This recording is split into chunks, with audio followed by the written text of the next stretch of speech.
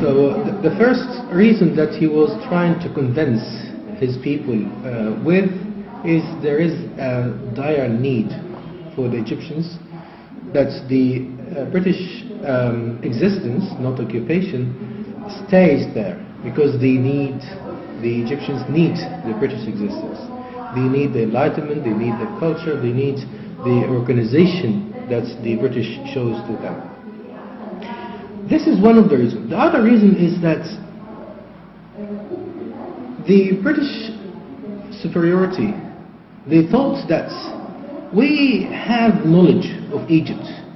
We even possess some literature about the history of Egypt, maybe in a much or far better condition than the Egyptians do themselves about their history.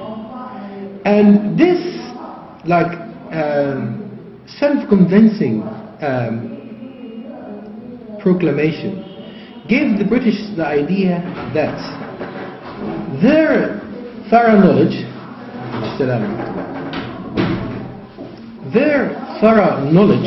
of Egypt gives them a kind of a right to be there. You know, I know you, I am working for you, so I have to be there, right? And you have to accept it, because this is for your good. But in what sense this goodness is realized in Egypt, they were not aware of that. They did not realize that they are trying to remove an existing living culture and replace it with something which is differently contrasting to their own inherent culture.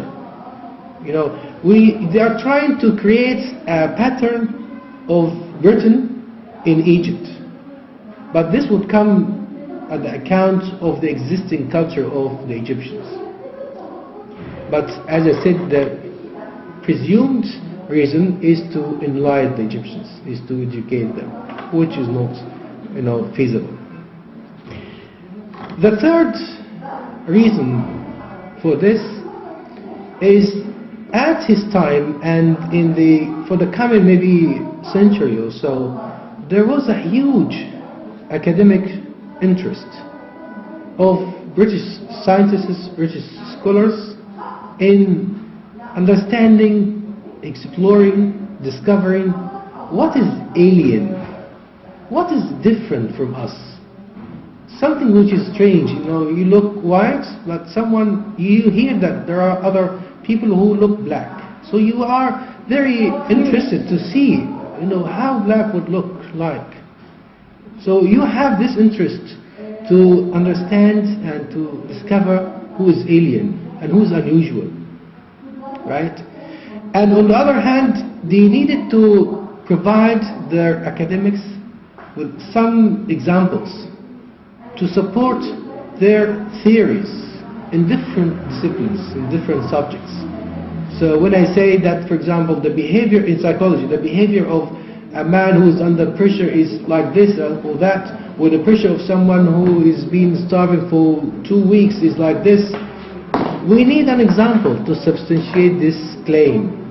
And in the Orient, they try to pick the particular examples or cases that would fit the job for them, that would give them a valid case for supporting their claim. So in his presentation of the reason for the existence of Britain or the British occupation in Egypt, he's trying to use what we call as the Baconian themes. And this comes from Francis Bacon, which gives a strong relationship between knowledge and power.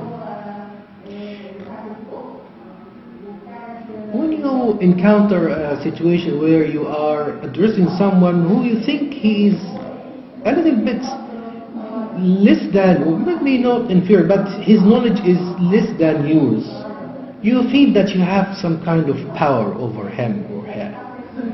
Authority, because power means authority at the same time. Okay? Because I know what you want to say, I know it. So you have this sort of powerful position, supreme position, with regard to this person because you know him or her. Maybe, as you can think, better than they know themselves. So we have to be there because we know them. We feel that Egypt is part of us.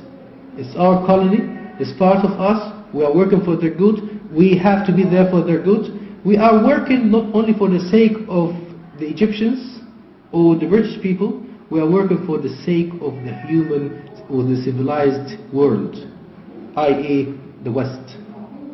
Working there for the human kind, for the benefit and for the prosperity of the civilized world, which you could see in the West. So this kind of contrast between superiority and inferiority never left the mind or the thought of Balfour when he was presenting this to the House of Commons.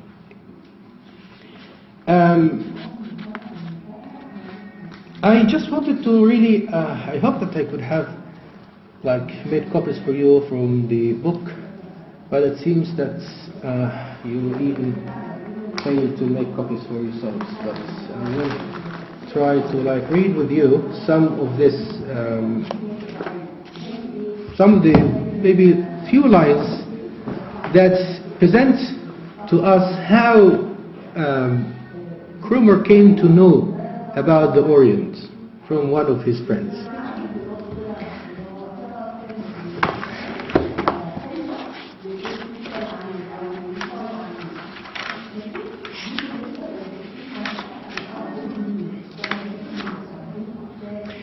It's page 38 and it's nearly like the middle of the page, and if a man can start reading. How many copies do we have? Rather, you only bought your book and you kept it at home? Hey, Pali? Oh. Right. Cromer puts down a sort of personal canon of Orientalist wisdom. Sir Alfred Leon once said to me, accuracy is abhorrent to the Oriental mind. What does this mean? Abhorrent. He said that accuracy is abhorrent to the Oriental mind. هو عايز يقول إن مسألة النظام والدقة وكده والحرص شيء يعني لا يحبذه، لا يقبله العقل العربي. بتقول له لا لازم يبقى العمل ده مظبوط، لازم كده، فهو دايما متلخبط ودايما بيعمل حاجة زي ما بيقول أي كلام. Every Anglo-Indian should always remember that maxim. Want of accuracy, which easily degenerates into untruthfulness, is in fact the main characteristic of the Oriental mind. يعني قلة الدقة والضبط والربط اللي هي في النهاية بتتحول إلى إيه؟ تتحول إلى الكذب، وتتحول إلى التلفيق untruthfulness is in fact the main characteristics of the Oriental mind. ما أنت لو لخبطت هتضطر تكذب في الآخر، لما أنت عليك شغلك ويقول لك أنت خلصت شغلك وأنت ما خلصتوش، تقول له خلصته، فاضطر تكذب. عملت ده عملته ده ازاي، عملته ازاي، تبتدي تختلق يعني قصة، يبقى أنت في النهاية بتأدي بيك إلى إن أنت ما تبقاش يعني صادق في كلامك. The European is a close reasoner. His statements of facts are devoid of any ambiguity. He is a natural logician, albeit he may not have studied logic. هو إن الإنسان الأوروبي بطبيعته بفطرته مش بتعليمه هو إنسان يميل إلى العقل. He is a reasoner. يعني في فهم الأشياء بيوزنها بميزان العقل. His statements of facts are devoid of any ambiguity. يعني كلامه اللي هو بيقوله اللي هو